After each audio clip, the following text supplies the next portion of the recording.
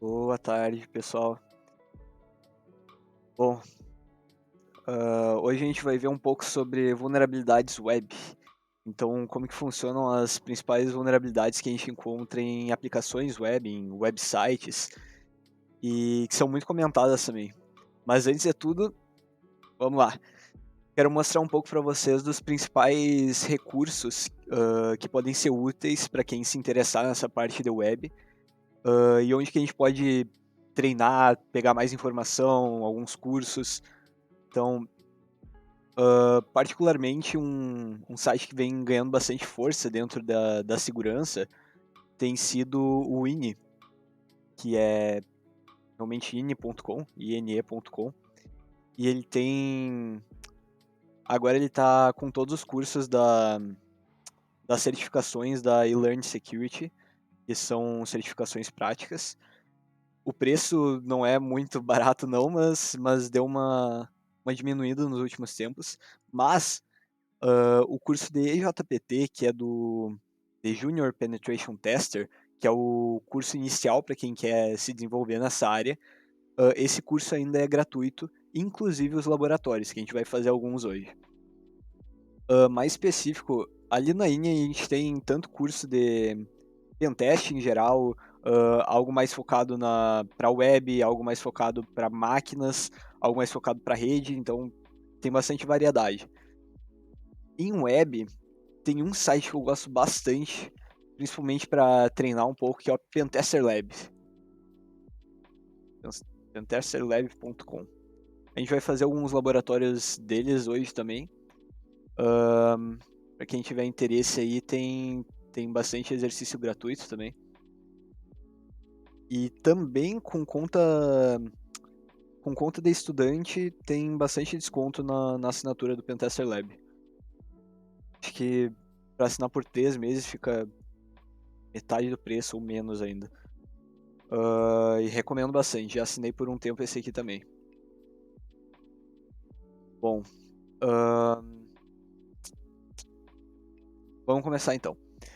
O que eu pensei para hoje foi a gente primeiro ter uma visão geral das vulnerabilidades que são mais comentadas dentro da web, que são principalmente SQL Injection e XSS, que para a gente se desenvolver dentro da área da web é importante a gente entender um pouco não só como as vulnerabilidades que mais ocorrem funcionam, mas também as que ao longo do tempo se demonstraram mais utilizadas. E o SQL Injection e o XSS ainda ocorrem, mas há um tempo atrás eram as principais vulnerabilidades exploradas. Por que a gente vai começar por aí? Se a gente for procurar ali a WASP Top 10, e para quem não conhece, o WASP é uma comunidade aberta focada em analisar os riscos de aplicações web, e eles têm esse projeto do top 10, que eles fazem de uns dois a cada 2 ou 3 anos para analisar quais vulnerabilidades que foram mais exploradas durante esses anos. E no último WASP Top 10, bom, nas últimas vezes, a injeção, o ataque da injeção tem sido um dos mais comuns. O que é injeção de código? É basicamente quando a gente tem algum input, alguma entrada de uma string, de um número, alguma entrada qualquer do usuário. Ou seja, quando a gente tem um campo de busca, quando a gente tem um campo de cadastro, de login, ou até mesmo quando a gente pode modificar alguma coisa na URL. Todas as coisas dinâmicas que o usuário consegue manipular, a gente precisa ter maior cuidado, muito cuidado quando a gente vai mexer nessa parte da programação, porque esses ataques de injeção são muito comuns e eles podem acontecer de diversas maneiras, que a gente vai ver um pouco hoje. Mas a gente pode ver que desde 2013 o ataque de injeção ainda tem se mostrado como um dos mais utilizados. O XSS também subiu, na verdade desceu um pouco, mas ainda se manteve no top 10. Quebra de autenticação. Bom, vocês podem pesquisar ali o ASP Top 10 se quiserem. Vou até deixar o link aqui no chat. Beleza. Então vamos dar uma olhada primeiramente no SQL Injection. Para cada uma das vulnerabilidades que a gente estudar, o que eu pensei, vocês fiquem à vontade para sugerir também, o que eu pensei foi a gente primeiro entender como que funciona, tanto na parte da programação, qual que é a falha do código que permite esse ataque, como também como que a gente realiza esse ataque manualmente, e depois passar para um ambiente um pouco mais semelhante ao ambiente real. Então, esse lab da Pentester Lab é realmente bem simplesinho, bem normal, mas é só para a gente entender os fundamentos dessas vulnerabilidades. Depois disso, a gente pode passar para algo mais elaborado, como os laboratórios aqui da INE. Então, bora lá. SQL Injection. Bom, o SQL Injection, ele é muito relacionado a banco de dados SQL. Banco de dados em geral, porque isso pode ocorrer em diversos bancos de dados. Principalmente no MySQL, é o que a gente mais encontra, mas a gente também vê bastante SQL Injection acontecendo em Microsoft SQL Server, diversos bancos de dados. Como que ele funciona? Ele funciona a partir da manipulação do banco de dados, ou seja, quando tem uma página que realiza uma busca dinamicamente em um banco de dados, essa página pode estar vulnerável ao SQL Injection. Então, quando a gente mexe com web, é muito importante a gente sempre ficar atento no que está acontecendo. Então, quando a gente acessa um site, entender como que aquele site funciona. Por exemplo, nesse exemplo da SQL Injection, está aparecendo uma tabela com alguns usuários. No caso, só tem um usuário. Mas a gente pode observar que aqui no URL ele está especificando o nome do usuário, como root. O que acontece se eu trocar esse nome para, sei lá, admin? Ó, já nos mostra um registro diferente. Então a gente pode deduzir que isso provavelmente está fazendo uma busca diretamente no banco de dados. E se ele está fazendo uma busca no banco de dados por essa string, no caso o nome do usuário, o que acontece se a gente quebrar esse código para conseguir mexer na manipulação do banco de dados de forma direta? Então, como que isso funciona a nível de programação? Vamos ifpad, vamos tentar entender. Quando a gente vai fazer alguma coisa em banco de dados, e nesse caso é algo dinâmico, a gente pode deduzir que o site está trabalhando de uma maneira. Ele está pegando aqui a partir do URL o parâmetro name. Então, ele está pegando a partir do que ele está recebendo ali no URL, eu já nem lembro como é que faz isso em PHP. Exatamente. Acontece muito mais quando no back-end tem concatenação de SQL. Exatamente. E o que isso significa? Se ele está pegando aqui o parâmetro name, ele está recebendo o parâmetro name, eu acho que é, vamos ver, name igual a $get name. Não lembro se é assim a sintaxe, mas vale o exemplo. Se ele está, nem lembro se é assim. Bom, se ele está pegando esse parâmetro dinamicamente e construindo uma query SQL, SQL query igual, para selecionar no banco os registros que tem esse nome, então select all from users where name igual a o name que ele recebe lá. Opa. Certos. Tá. Tá. Olha só, o que está acontecendo nesse exemplo de código?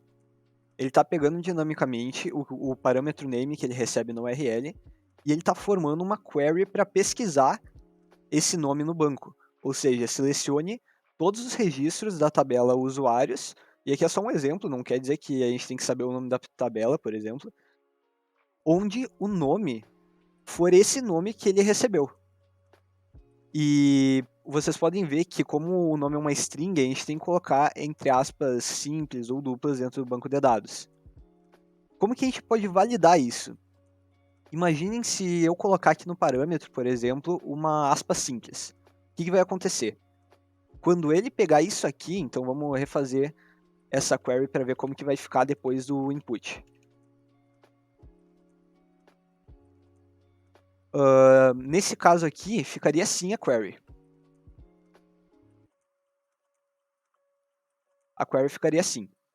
Agora imagine se eu colocar uma aspa simples aqui. Como que vai ficar? Ele vai ficar assim. Então ele vai ter um conflito aqui, vai ter duas aspas simples seguidas e vai quebrar o código. Então a gente pode, normalmente quando tem SQL injection, a gente pode testar isso. A gente pode ver que quebrou o código. Não retornou nenhum erro, mas a gente viu que não apareceu mais nada. Qual que é o maior perigo sobre isso? Se a gente consegue manipular diretamente o que vai ser executado dentro do banco de dados, a gente pode fazer uma continuação desse comando, a gente pode mudar ele de diversas formas. A gente pode, se isso aqui pedisse credenciais, por exemplo, a gente poderia burlar essa autenticação mexendo nessa query para que não precise mais utilizar aquela credencial, entre outras utilizações. Por exemplo, se eu fizer uma afirmativa que sempre é verdade aqui, então name igual a admin, fecha a... coloca aspas para fechar a query, or aspas, 1, a string 1 igual a 1, e observe o que eu estou fazendo. Eu estou colocando o 1 entre aspas e não fechando a última aspa, para quê? Para que ela feche com aquela da sintaxe. Então, se a gente utilizar isso aqui, olha como que ficaria. Ela fecharia normal, fecharia com essa última aspa. Então, se eu fizer isso aqui, ele nos retorna todos os usuários dessa tabela. E isso funcionou exatamente porque a gente colocou uma condição que é sempre verdadeira. Então, a string 1 sempre vai ser string 1. Então, como não deu nenhum erro, e é uma condição sempre verdadeira, ele nos retornou todos os registros. É basicamente assim que funciona o SQL Injection. Existem alguns tipos diferentes de SQL Injection, que são o Error Based, o Blind e o... Deixa eu lembrar. Vamos ver, né? Quando a gente não sabe, a gente cola.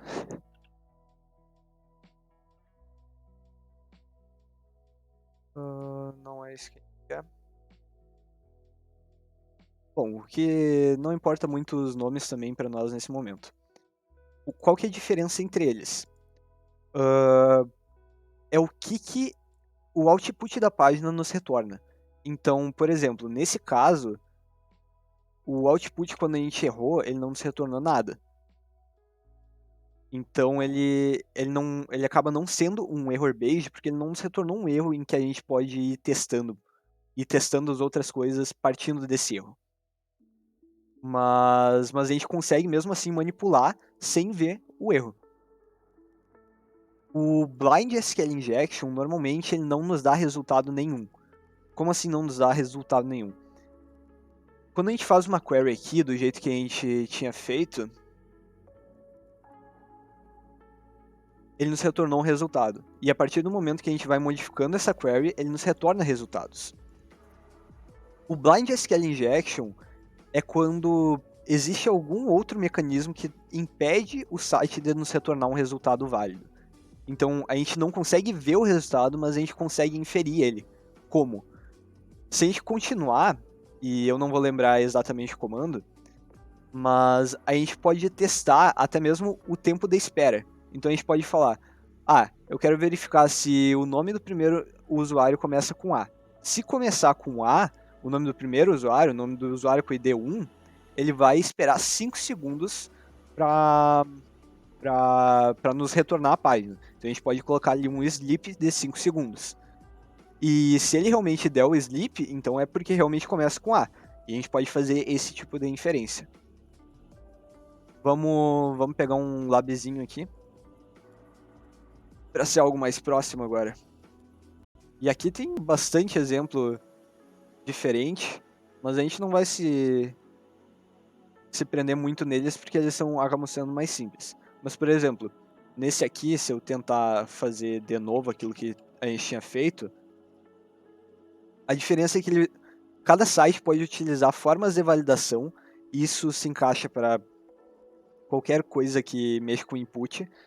Eles podem usar formas de validação diferentes, mas dependendo dessas formas de validação, a gente ainda consegue burlar elas, ou a gente consegue contornar elas para continuar dando certo.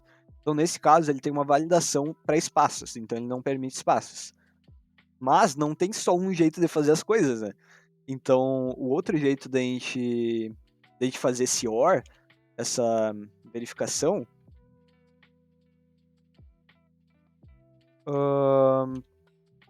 desculpa, possível locar um banco com SQL injection. Locar, tu quer dizer bloquear um banco, fazer muitas tentativas e ele se bloquear ou alguma coisa assim?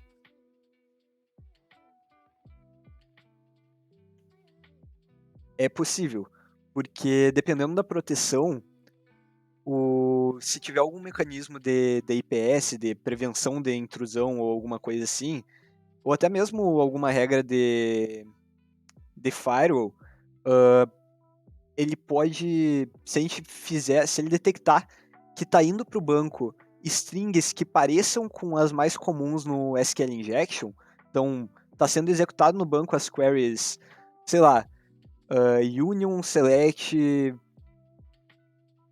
a tabela de usuários para pegar o campo de senha, por exemplo. Podem ser impostas regras para quando alguma query é executada ou algum tipo de query é executada, esse banco ou se bloqueie ou bloqueie o acesso daquele determinado IP que está tentando realizar essas queries. Então é possível sim.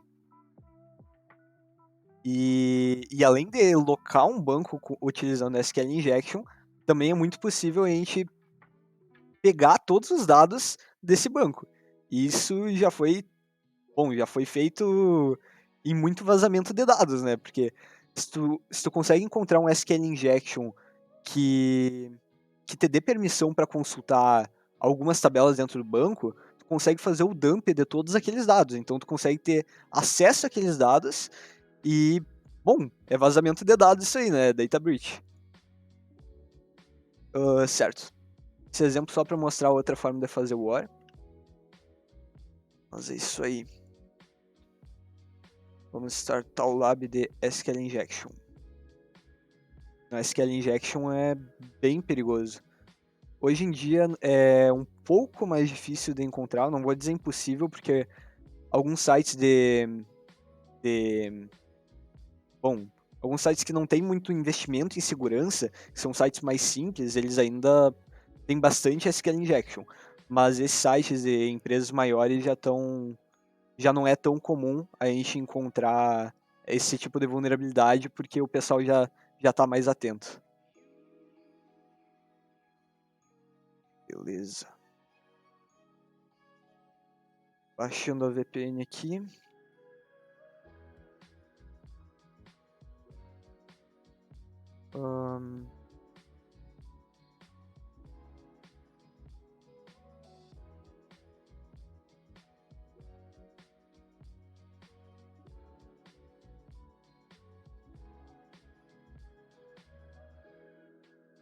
Aí, vamos iniciar.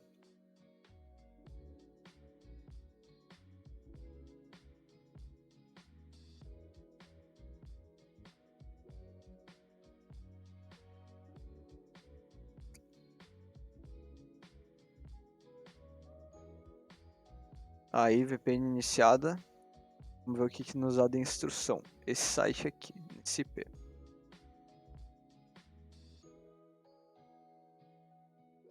Certo. Vamos tentar encontrar o SQL Injection nesse site, então.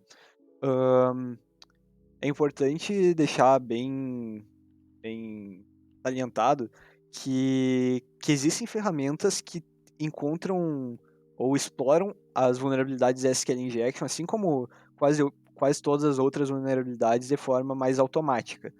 Mas é muito importante a gente saber fazer isso de forma manual, porque as ferramentas nem sempre vão conseguir nos ajudar.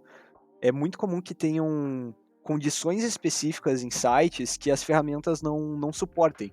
Então a gente pode não conseguir customizar o comportamento das ferramentas para explorar aquele determinado ambiente. Então é muito importante a gente saber fazer isso de forma manual também. Tá. O que a gente tem que procurar quando a gente vai tentar explorar um SQL Injection, tentar encontrar um SQL Injection?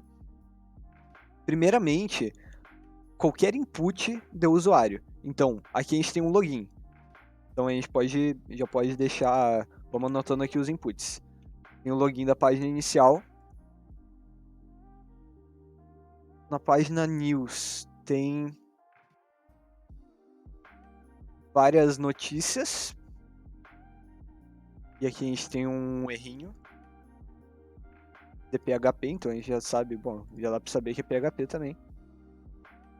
E uma coisa que sempre nos alerta bastante quando a gente vai procurar SQL Injection ou quando a gente vai acessar um site é quando tem algum parâmetro sendo passado para a página. Então, nesse caso, tem o parâmetro DID. Se a gente mudar isso aqui para 4, por exemplo, ele vai para outra notícia daquela página de notícias. Então, quer dizer que muito provavelmente essa página está pegando o parâmetro ID e está montando a query do banco de dados com esse parâmetro. Já dá até para a gente testar aqui se quiser. Olha só. E deu um erro na função de fetch do MySQL. Quer dizer, na função de fetch de MySQL do PHP. Né? Então, quer dizer que isso aqui muito provavelmente está vulnerável a SQL Injection. Vou deixar anotado isso aqui também. Vamos continuar vendo os inputs. Awards.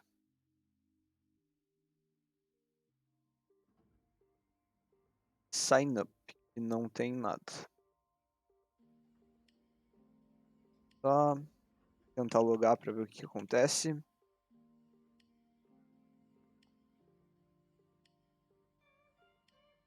Tá. Deu nada. Muito importante. Quando se trata da web, uma das ferramentas mais utilizadas e que nos ajuda bastante a entender como que o site funciona é o Burp Suite, que já vem por padrão no Kali.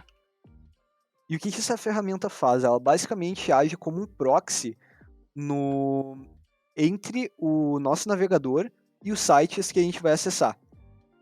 Ou seja, depois que o nosso navegador, o Firefox aqui no meu caso, faz alguma requisição, ou seja, tenta abrir esse site aqui do login, por exemplo, antes dele ir direto para aquela máquina, para esse servidor com esse IP, ele vai passar pelo burp. E a gente vai conseguir ver como que é feita a requisição. E antes do servidor retornar, da gente receber o que o servidor retornou, vai passar pelo burp também para a gente ver o que está acontecendo. Então dá para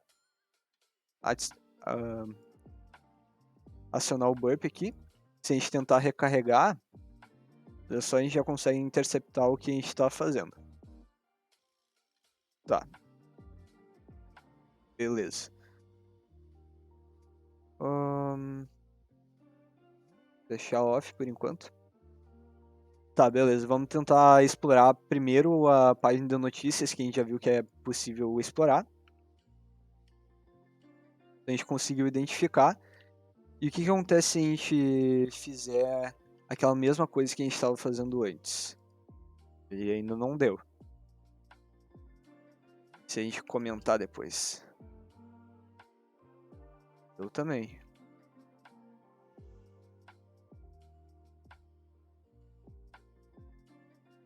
Tá, então tá sempre dando erro.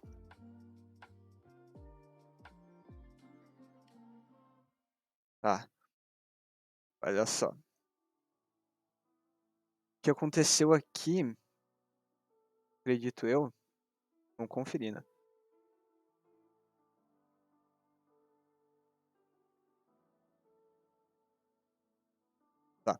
o que aconteceu aqui foi que estava dando erro sempre que a gente colocava uma aspas. Por quê? Porque o ID, nesse caso, é um parâmetro que espera um caractere numérico. Então é 1, 2, 3, é sempre números que vem aqui. Se a gente colocar uma aspa, vai sempre quebrar porque ele não está esperando uma string. Então a aspa não vai fechar alguma coisa, ela só vai estar no meio mesmo.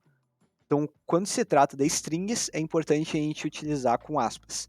E daí dá para utilizar aquela técnica de deixar, não fechar a última aspa que a gente colocar no nosso exploit para que ela feche lá no final. Mas quando se trata de número, a gente pode colocar direto a nossa query, sem utilizar aspas. Porque se a gente colocar aspas, provavelmente vai quebrar. Tá, beleza. Depois que a gente identificou, tem alguns métodos de exploração.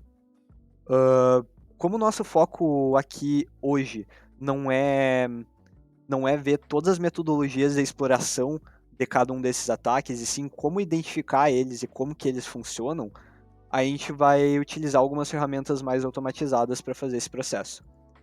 Mas provavelmente em outro encontro a gente vai detalhar cada um desses processos, em outros encontros, né? Porque não dá para fazer tudo em um dia. Beleza. Qual ferramenta que a gente usa para SQL Injection normalmente? Tem o SQL Map. Eu vou aumentar um pouco a letra só para vocês não sofrerem muito. Como que o SQL Map funciona? Espera aí. No SQL Map, a gente pode usar um "-h" aqui para ele nos dar as opções. A gente precisa colocar a URL ou em qual local da página que a gente encontrou o SQL Injection, para que ele saiba onde fazer exploração, onde colocar aquelas queries maliciosas que a gente estava utilizando. E a gente pode fazer, a gente escreve então SQL Map "-u" para especificar a URL, então "-u http e o site. E é importante que esteja aqui o parâmetro que a gente vai explorar. Se a gente deixar assim, ele vai tentar verificar, apenas verificar se é vulnerável. Então a gente pode até testar para verificar isso. Podemos deixar tudo padrão.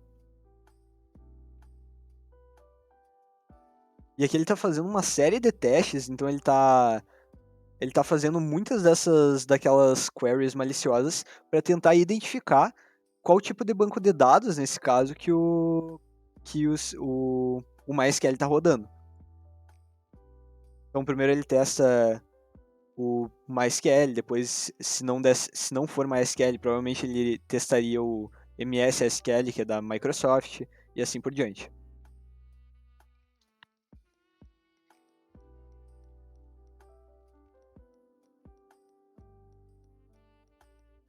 Olha só. E aqui ele fala que a partir das queries que ele testou, o parâmetro ID realmente é vulnerável.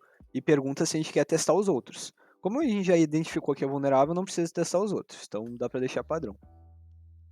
E ele descobriu que é MySQL que está rodando mesmo. Beleza. E agora? Agora, a gente pode tentar verificar qual que é o nome do banco de dados que está rodando. Então, com --dbs. Se eu não me engano, é esse. Isso. E olha só, ele já listou pra gente. Então ele fez algumas queries, ele até nos mostra aqui, eu acho. Aqui. Ele até nos mostra qual query que ele fez. Então é a mesma coisa que a gente copiar isso aqui e colar aqui, ali no parâmetro. Mas claro que a gente não vai fazer isso manualmente, né? E já listou os bancos de dados que estão disponíveis. Então, se a gente já sabe o banco de dados, a gente pode especificar com -dzão o banco que a gente quer continuar explorando. Então, vamos ir no AWD.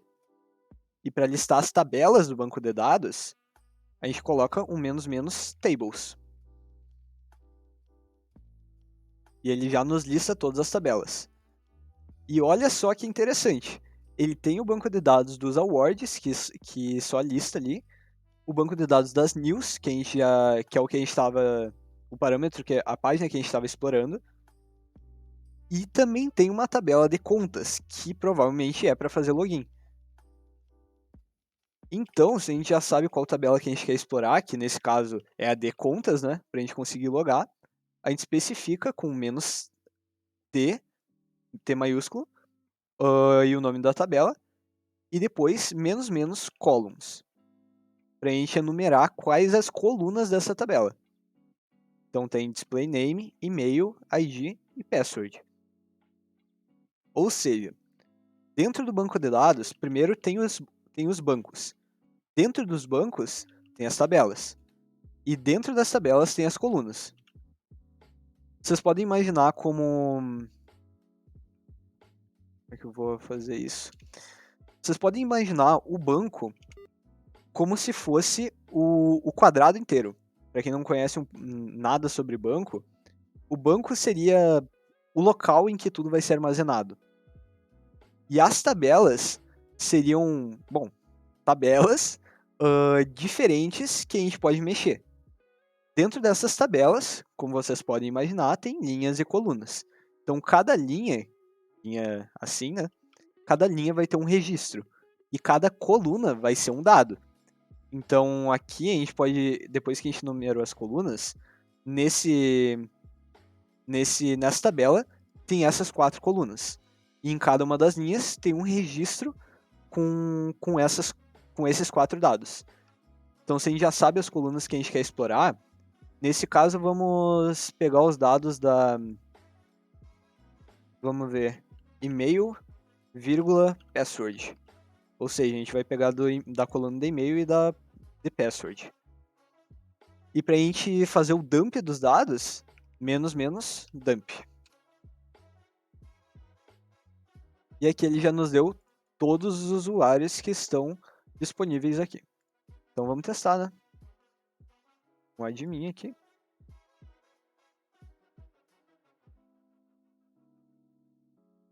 E a gente conseguiu logar como aquela conta que a gente pegou lá. Então, o basicão da SQL Injection é isso. A gente consegue identificar dentro das entradas de dados pelos usuários.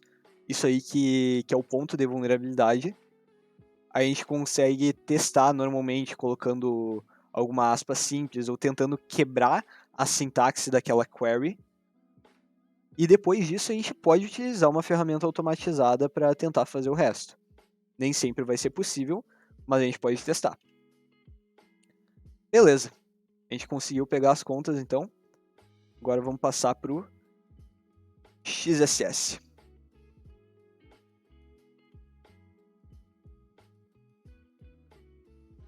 É importante a gente entender que nem sempre as vulnerabilidades web vão ser no código em si. Pode sim ter alguma vulnerabilidade web na própria configuração do servidor, mas normalmente essas vulnerabilidades elas acabam se dando por uma implementação incorreta ou também por alguma configuração que pode ter deixado uma configuração padrão, por exemplo, ou até mesmo essa falta de validação dentro do código. Então, o SQL Injection, como diz o próprio nome, Injection, né, ele é um tipo de injeção de código, que é aquele primeiro ponto da OWASP Top 10. E injeção de código é qualquer forma de injeção que a gente faz a partir das entradas de, de as entradas as entradas disponíveis para os usuários inserirem dados e que acabam rodando em algum outro sistema. Então, se tiver um site, por exemplo, que pega a entrada do usuário, pega da entrada do usuário um comando para ele rodar no sistema, por exemplo, eu poderia ter um site aqui que tem um website que pega a entrada do usuário e executa o comando aqui, para que se o usuário colocar ls, por exemplo, rode aqui ls. Isso aí, mesmo se tivessem opções fixas, poderia ser burlado com uma injeção de código que também é uma injeção de código para executar dentro do sistema operacional. Beleza. E o XSS? O que é o XSS? O XSS, ou também Cross-Site Scripting, que a gente chama, que é escrito dessa maneira, Cross-Site Scripting.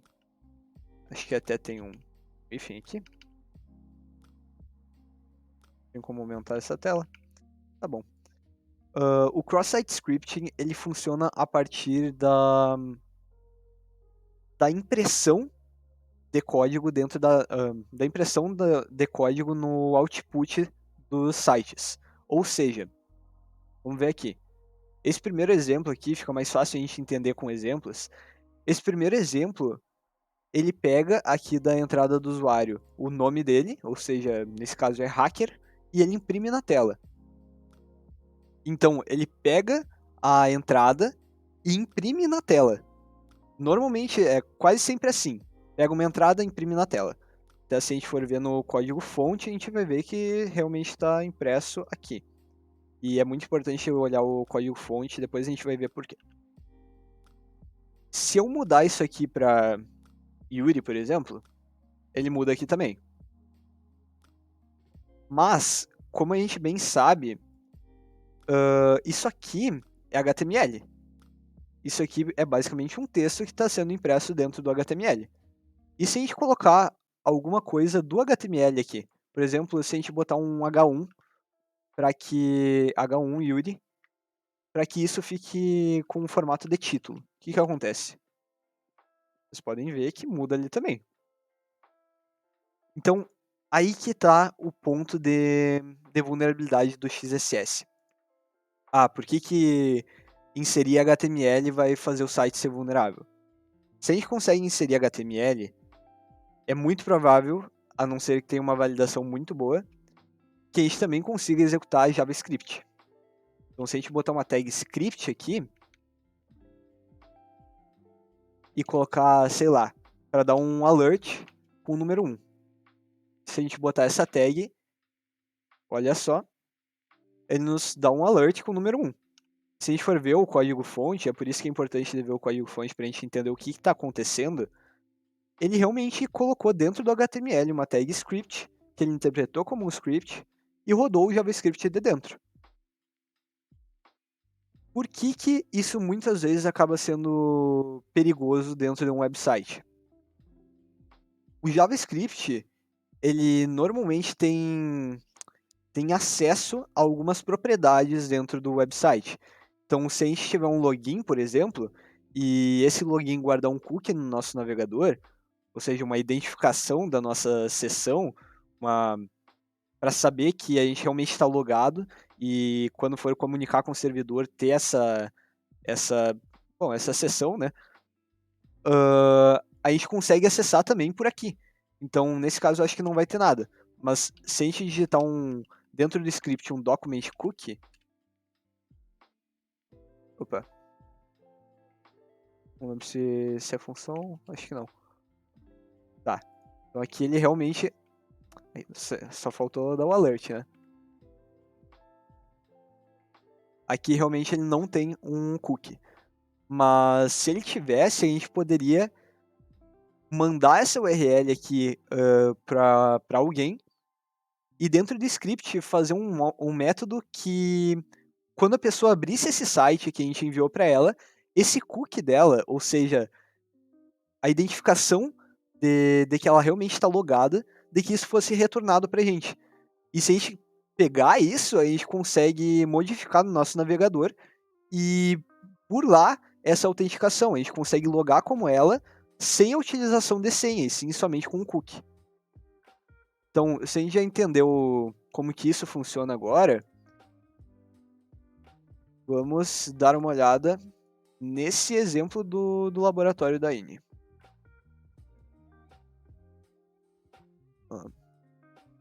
XSS. Opa, aqui tem um vídeo. Não quero vídeo não.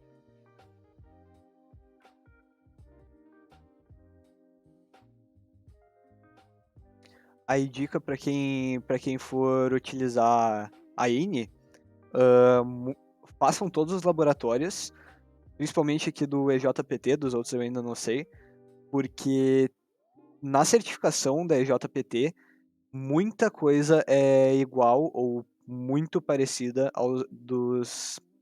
muito parecido com os laboratórios. Principalmente os 3 últimos, que são ambientes completos para testar. Eu fiz aqueles últimos labs umas 4 vezes cada, eu acho. E para fixar bem o procedimento que eles ensinam durante o curso. E depois tu pega esse método que eles querem que tu utilize, que é o que eles recomendam seguir. É muito parecido dentro da certificação. Tu consegue explorar, não vou dizer tranquilo, mas consegue explorar de forma bem mais fácil. Vamos mover do downloads.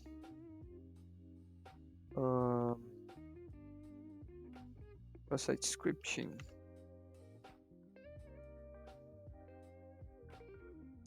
Inicializar VPN.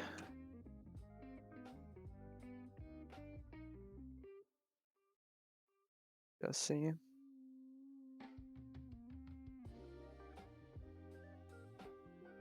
Beleza. E aqui ele está nos dizendo que é nesse site que tá o que a gente tem que explorar.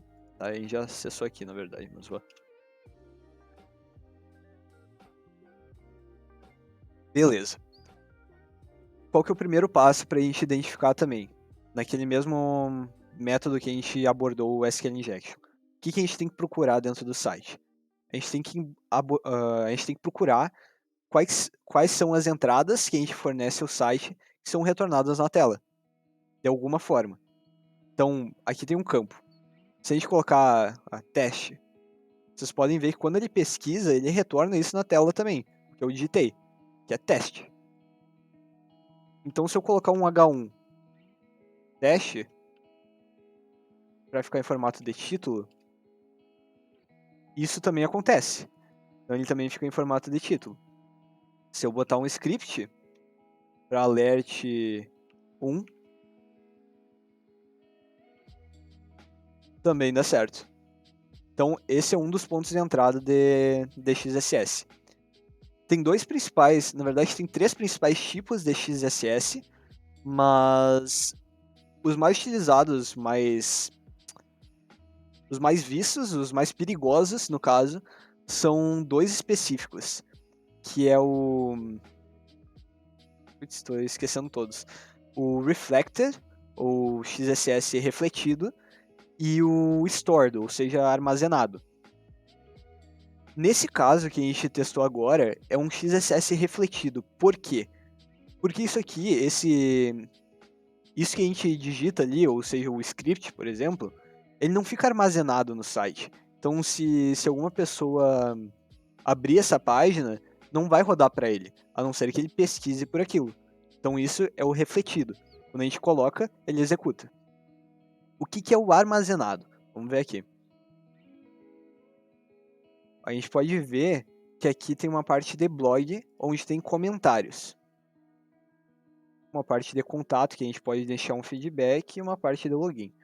Tá, nesse laboratório, eles já nos dão, se eu não me engano... Opa, tá, não é esse.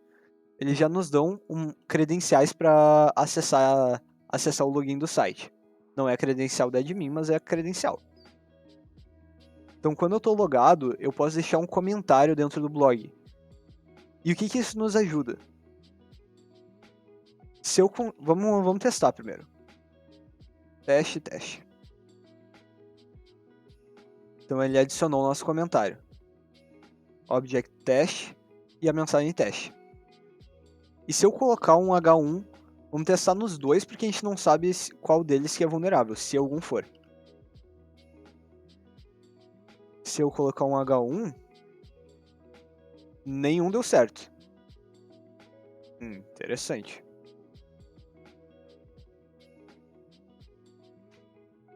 Vamos ver o que está acontecendo no código-fonte.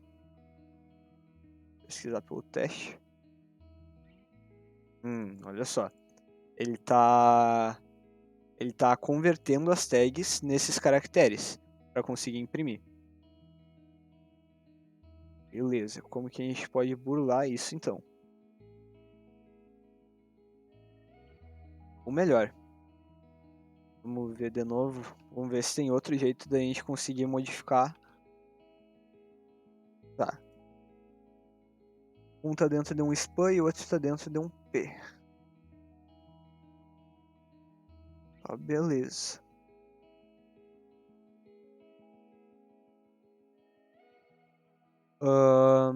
Mas nesse caso, a gente vai continuar testando agora, mas nesse caso, se a gente conseguir enviar um script aqui para dentro, qualquer um que acessar essa página vai ter o script rodando. Por quê? Porque está armazenado. Isso aqui vai ficar armazenado provavelmente em um banco de dados ou alguma coisa e vai rodar para todo mundo. Então esse é o outro tipo de XSS.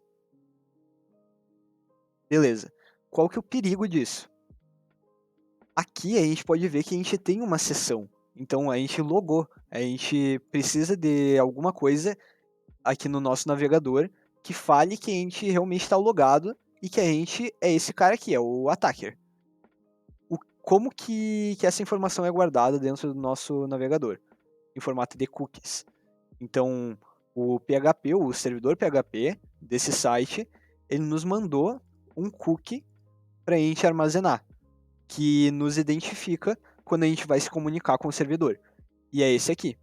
A gente pode ver aqui em Storage Cookies. Beleza. Agora vamos testar. Vamos testar uma coisa. Se por acaso. Opa.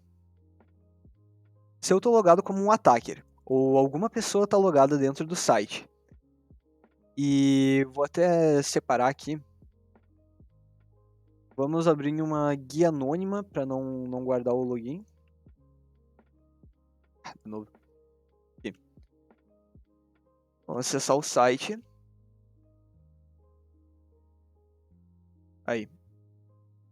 Beleza. E aqui eu posso colocar scripts, né? Alert document.cookie, por exemplo.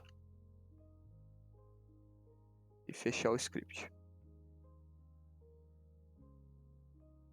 E a gente já viu que isso aqui roda normal, né? Então, aqui vocês podem ver que... Devia ter copiado.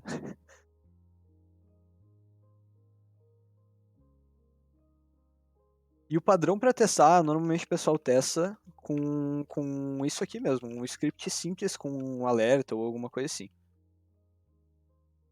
Então aqui, se isso rodar, opa, vou colocar o cookie, para ele imprimir o cookie. Se isso rodar, ele dá um alert no cookie. Beleza. Agora, como que a gente pode fazer? Vamos fingir que aqui na direita, essa parte da direita é a tela do atacante. E essa parte da esquerda é a tela do usuário. E que aqui o nome é attacker. Se eu quiser mandar para ele alguma coisa algum script que rode para ele e me retorne a sessão dele, como que eu posso fazer isso? Bom, é JavaScript. Então o que eu posso fazer aqui, e que é muito utilizado também, é fazer por meio de imagens. Então, deixa eu lembrar como que era. Aqui, ó. A gente pode criar uma nova imagem dentro do JavaScript. Então, sei lá, image é igual a new image. Ponto e vírgula, né? Porque essa aí acabou a linha. E setar um source, ou seja, setar um link em que a gente vai estar escutando para receber esse cookie. Então, dá para colocar i.image.source igual e colocar o source aqui, ponto e vírgula, para fechar ali.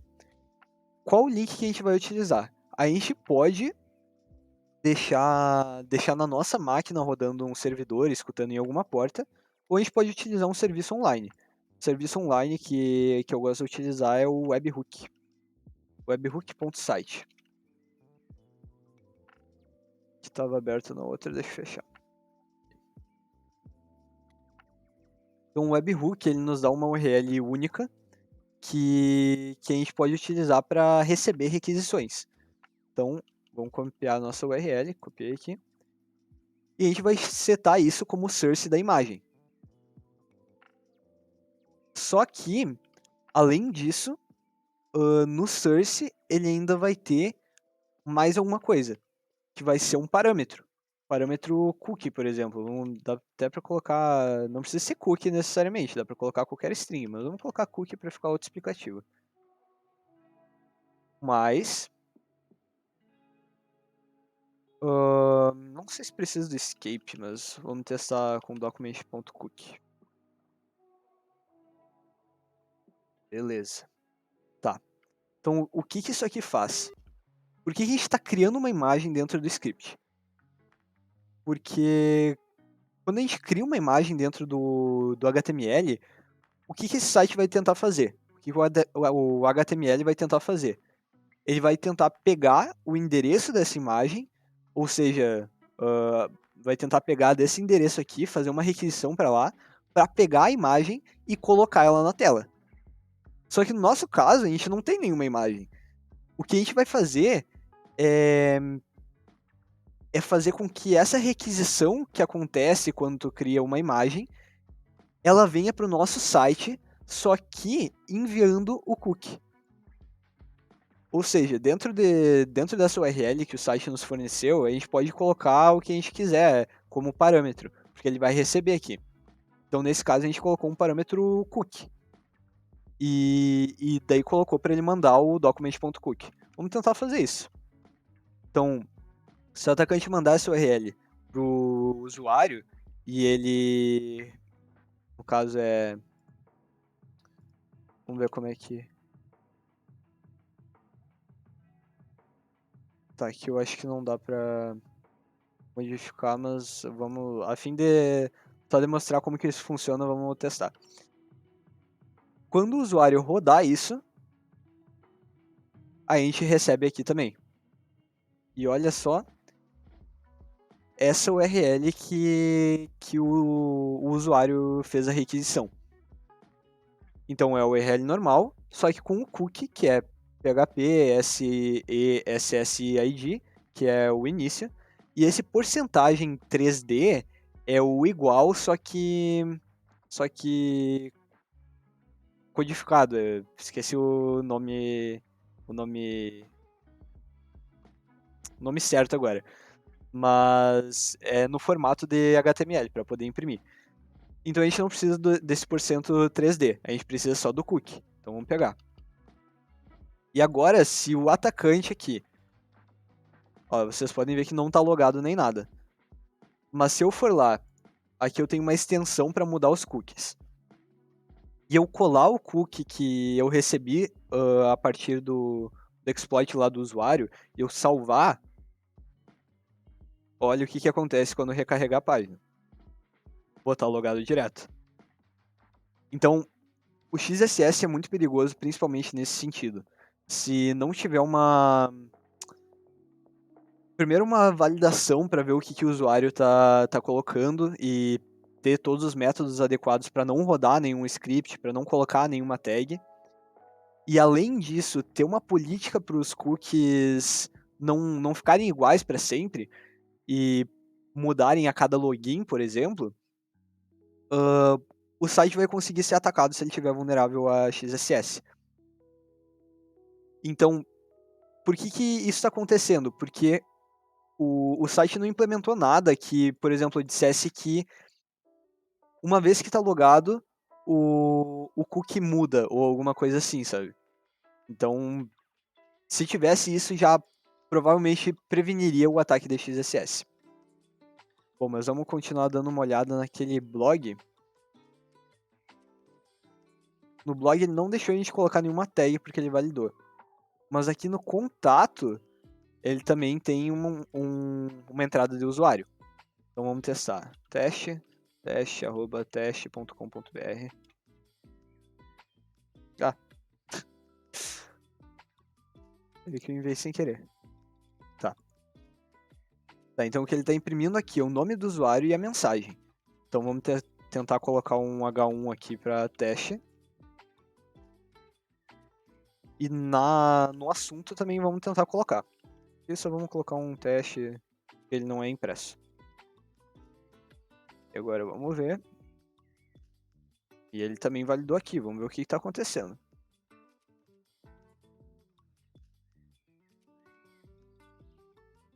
Tá, então ele também validou isso aqui.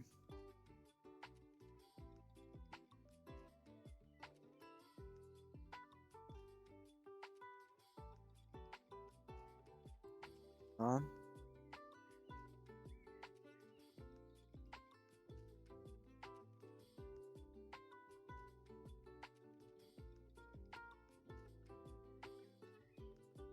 Então tem um P aqui que não está fechado, então vamos tentar fechar o P.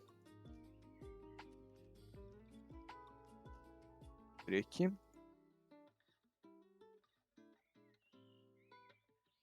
Ah, mas agora que eu vi que ele... agora que eu vi que ele imprimiu com H1 a mensagem, então já, já é alguma coisa. Eu que não tinha visto aqui. Vou tá cego. Tá, beleza. Pera aí. Se ele deixou armazenado isso aqui, então é um store de XSS. O que isso significa? Se eu, como atacante, mesmo se eu não tiver logado aqui, eu for lá e colocar aquele mesmo script que a gente fez. Cadê o script? Esse script. E eu colar no assunto, esse aqui vai ser package.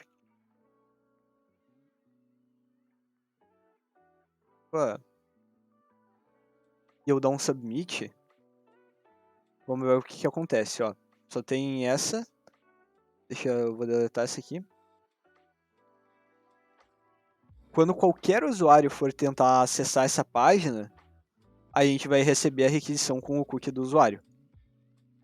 Então, nesse caso, a gente não precisa mandar para o usuário nenhum link que está com exploit ou qualquer coisa do tipo. Porque isso já vai estar armazenado diretamente no servidor.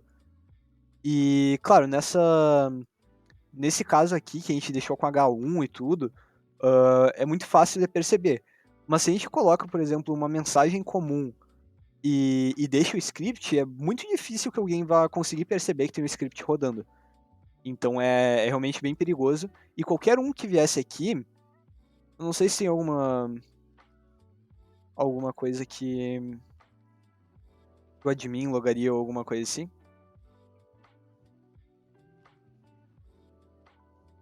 Acho que não. Mas qualquer usuário que tentar logar aqui, a gente vai receber a requisição. Bom, o básico de XSS é isso. Tem uma ferramenta que eu não vou mentir, eu não lembro exatamente como que funciona. Mas a ferramenta é o BIF e ele não está instalado por padrão mais no Kali. Então, para instalar, tem que dar um apt install, sudo, né? Sudo apt install BIF XSS. Que no meu caso já está instalado, né? Então ele não vai instalar. Eu errei a senha. Mas essa ferramenta, ela é basicamente um framework para fazer ataques de XSS. Então ele tem dentro dele tem várias ferramentas, várias coisas que a gente pode obter de informação a partir de um ataque de XSS. Então vamos executar isso, que eu realmente não lembro como é que funciona, então vamos ver agora. Eu lembro que era bem legal.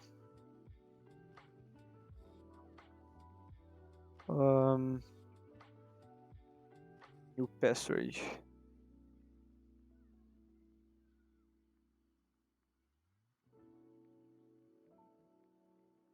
Tá.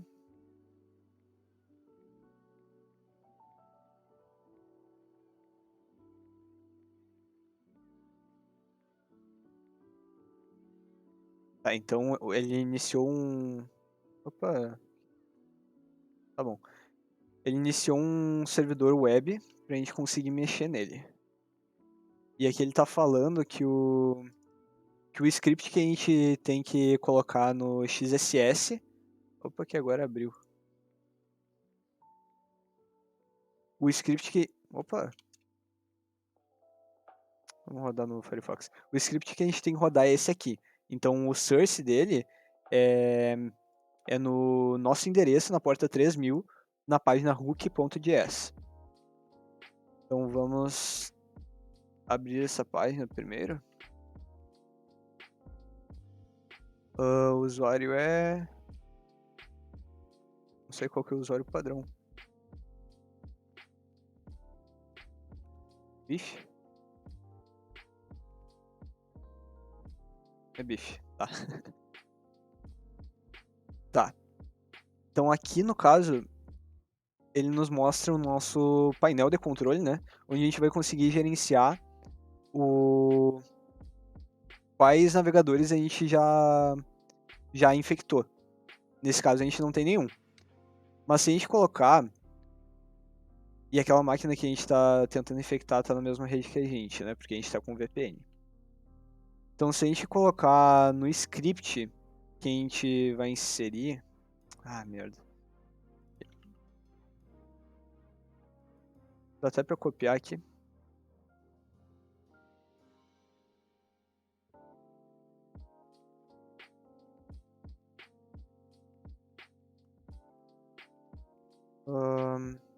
Aqui. Se a gente fizer um script que tenha como source o nosso endereço na porta 3000, ali no hook que o próprio Biff criou, vamos ver o que acontece. Deixa aberto os dois aqui. Então, se eu vier aqui no atacante de novo, lá no de contato, colocar Biff teste. Aí aqui dá pra aparecer real, vamos colocar admin. Muito bom. Esse é o nosso feedback. Só que daí embaixo tem um script. Saudável. E se a gente rodar aqui, olha só o que acontece. Ele roda o script e o Biff pega direto aqui no hook dele. E pelo Biff tem bastante coisa que dá pra gente fazer. Eu não lembro como. Vamos ver. Bom, a gente tem bastante informação aqui.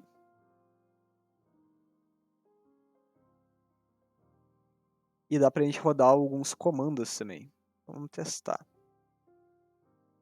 Browser. Não tem webcamas. Testar tocar algum barulho. Não. Dá pra fazer fingerprint do browser, por exemplo. Text toolbars.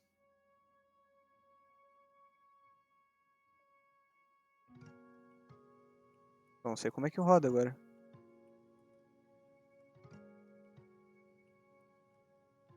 Opa.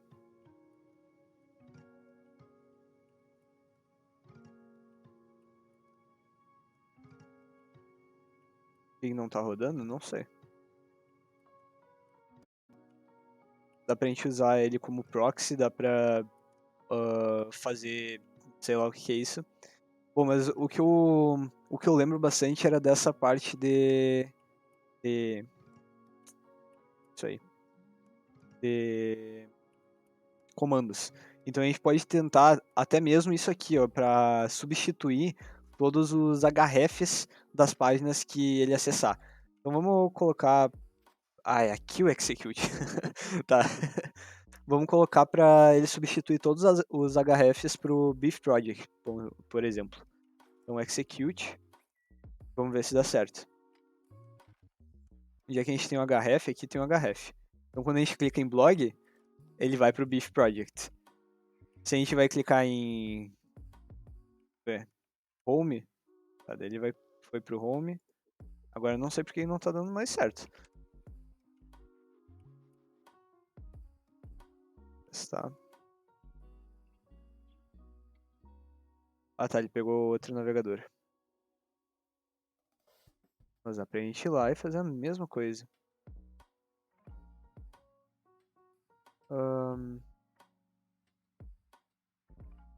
Detectar as toolbars para ver o que acontece.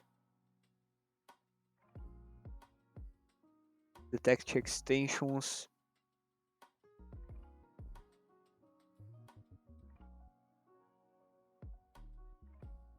Tá, não deu certo. Get cookie.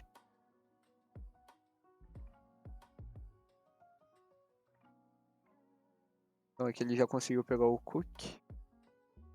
Get form values. Pegar os hrefs. Bom, vamos colocar o replace de novo.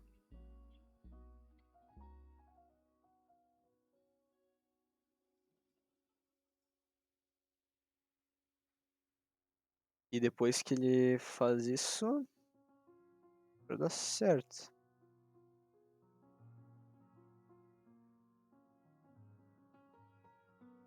Por algum motivo não deu certo. Bom, mas tem muita coisa que dá pra fazer aqui. E se a gente conseguir mudar quase qualquer coisa dentro do browser, bom, a gente consegue manipular toda a interação do usuário com o sistema, né? Então a gente pode redirecionar para um site para um site malicioso que a gente fez. A gente pode verificar quando o usuário tenta acessar uma rede social e direcionar para uma página falsa dessa rede social que a gente fez para pegar as credenciais. Com aquele get form values, ele também vai conseguir pegar os valores de formulários. Então, se tiver um formulário de login, por exemplo, a gente conseguiria pegar os valores. E aí é a festa, né? Bom, então a gente conseguiu dar uma olhada em como que funciona tanto o SQL Injection quanto o ataque de XSS. Entendeu mais ou menos como que a gente identifica essas vulnerabilidades em websites e aplicações web. Um pouco de como a gente explora também, ferramentas que podem nos ajudar nesse processo e quais são os perigos também de ter isso no nosso site. E, consequentemente, agora que a gente sabe como que o XSS ou SQL Injection funcionam, a gente também pode, se a gente for fazer alguma dessas interfaces, a gente já sabe um pouco melhor de quais cuidados a gente tem que ter. Então, sempre valide qualquer entrada dos usuários, porque não confia no que eles vão fazer. Então, além de poder ocorrer erros não intencionais, podem ocorrer muitos erros que são intencionais, né? Então, é isso aí por hoje, e na semana que vem a gente dá mais uma olhada nessa parte, e daí já começamos a hackear mais algumas máquinas. Ah, e uma novidade, daqui um tempinho, provavelmente daqui mais ou menos uns 2 ou 3 encontros, a gente vai ter uma novidade que a gente vai conseguir. A gente vai ter um protótipo de fechadura inteligente que a gente vai conseguir fazer uma simulação bem legal e alguns ataques nessa fechadura aí. Então, até mais, pessoal. Valeu pela companhia aí.